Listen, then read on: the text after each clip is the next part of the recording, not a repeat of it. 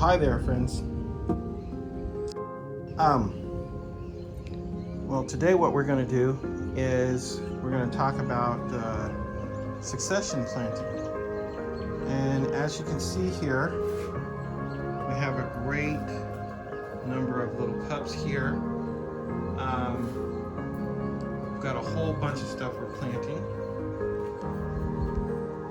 Let's take here, we got some watermelon there. Got some cantaloupe there. Got a little bit more. This is some red cabbage. I ordered these online right now. If you go to Home Depot or Lowe's, you'll see that that's pretty hard to find.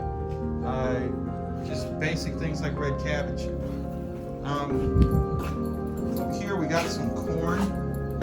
Not sure if you can really transplant corn, but we're going to try it. We've got some corn here, more cantaloupe, watermelon, more watermelon.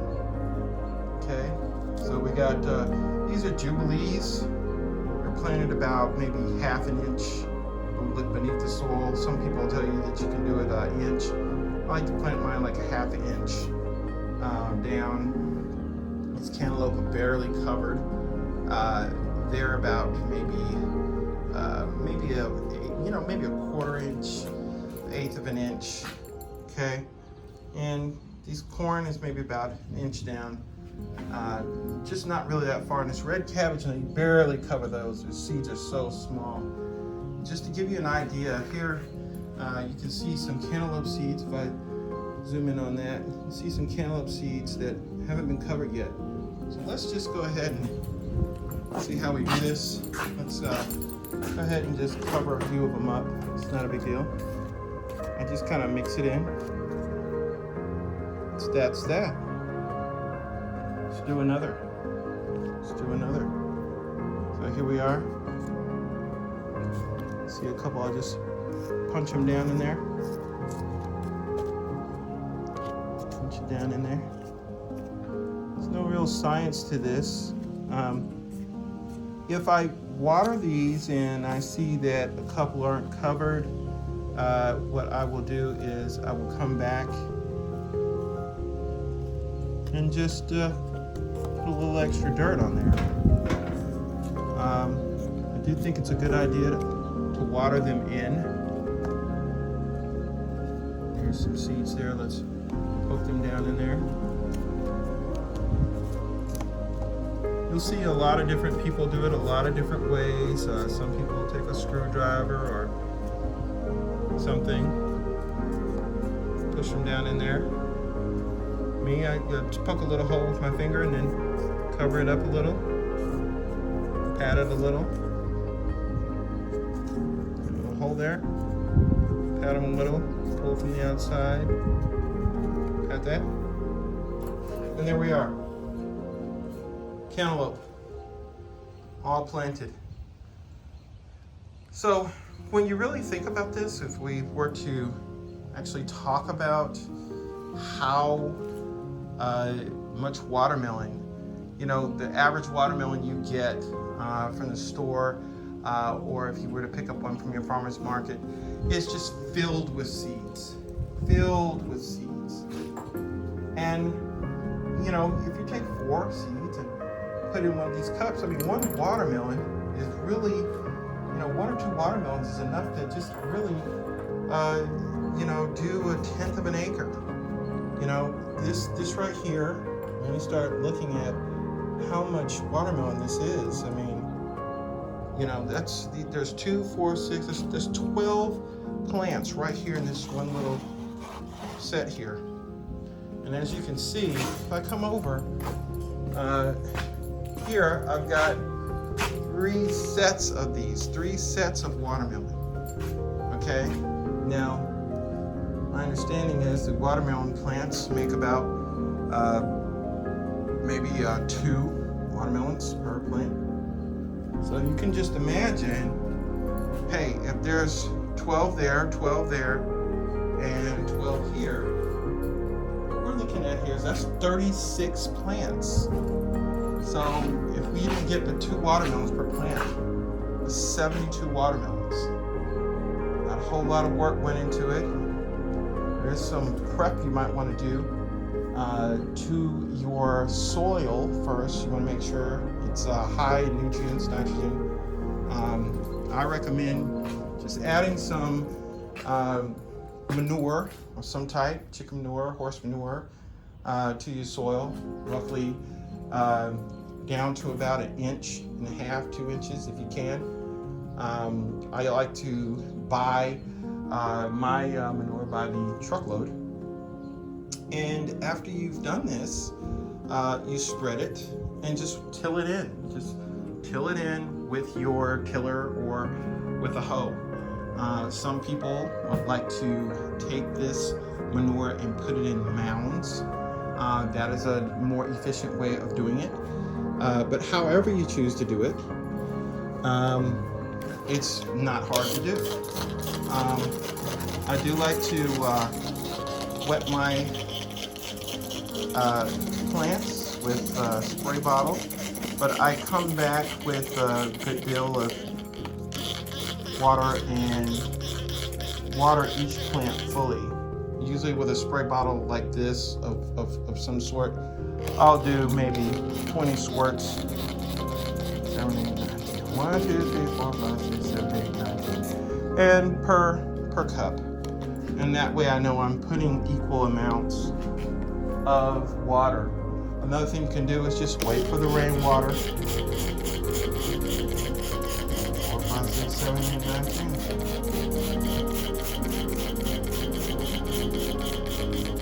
And the cups have holes in them, so you're not really going to overwater them.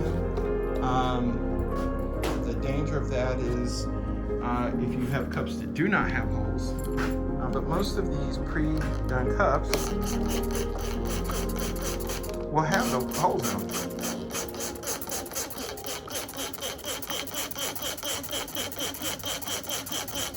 Got some red cabbage here. Yeah, that's going to be good. You know, and so, you know, a lot of people ask me, well, you know, how are you able to produce the kind of garden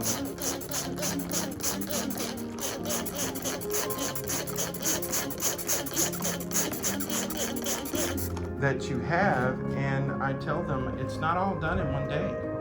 You know, I would recommend, you know, you just get your potting soil if you're going to start from seed and make it, just have it close by. You know, here's some jalapenos I had sitting here, big old tub full of potting soil just ready for you to work with. And scoop it out with the cup. Don't make it harder than it is. It doesn't have to be precise. You know, every cup doesn't have to have the exact amount of dirt. What is important is that there is some type of nutrients in the soil. Now this potting soil has been sitting here for a while, and I'm afraid that it might not have everything it needs in it.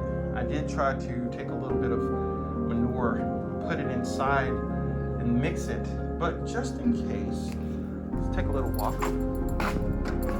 I do have a little bag of triple 13 over here, and I do have some black hen over here, but this triple 13, take this, just a little sprinkle of this triple 13 onto the top of the soil after the planting is taking place with the seed. I find that to actually really do a lot of work for me. It's probably best to do this before you water, so you just water it all in. I'll show you how easy that is. Let's just go ahead and get a little bit. This stuff you got to be careful with. You don't want to put too much. That's a whole lot. So let me show you how this works. I'm just gonna tap a little bit. That's enough. That's enough. That's enough. Notice I'm just putting just barely enough in, just to say I did it, you know, just these are just little cups, so just look at that. It's not even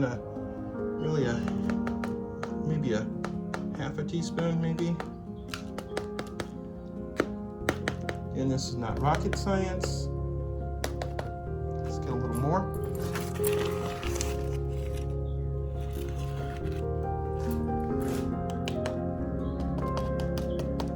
There we are. Now we've got a little bit of triple 13 in there. So let's get that water bottle. Let's put that sucker down.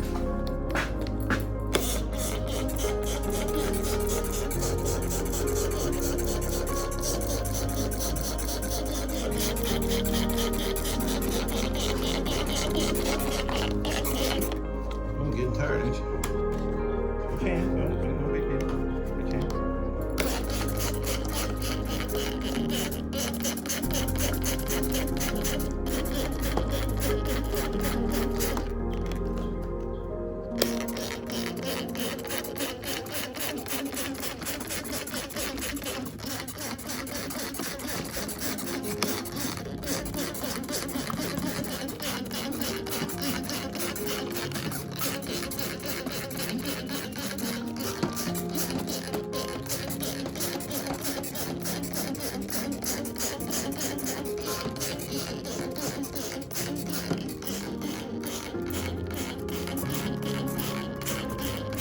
Now, don't worry that you can still see the triple 13 on top. Okay, a lot of people would be worried about that, but don't worry about that. Over time, as you water the plants, as they're trying to emerge, that is going to dissolve right there on top, and it's going to provide nutrients over time. You do want to make sure you try to keep up with what you've done and what you haven't done so that you don't put too much and burn your plants.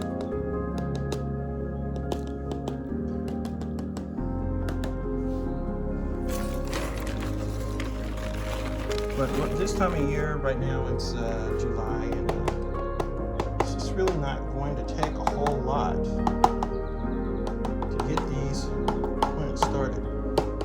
Now these watermelon plants might take about 3 to 7 days. Sometimes they'll sprout even as soon as 3 days. If you're lucky, cantaloupe, sometimes those can go 7 to 12 days. Seen it. But once they sprout, we'll let them get up to some size and find a new home for them to sit inside. And you could be very pleased with the results. If you're liking this video, love for you to leave a comment, share it with your friends. We really like to hear feedback and hear how people are doing. Please subscribe, share with your friends, hit the like button so when we have more videos like this you can see the results of whether we burned our plants up or not, whether this will prove to be an extremely efficient way of taking old potting soil and making it worth something. Hope you've enjoyed this video, and we'll see you on the next one.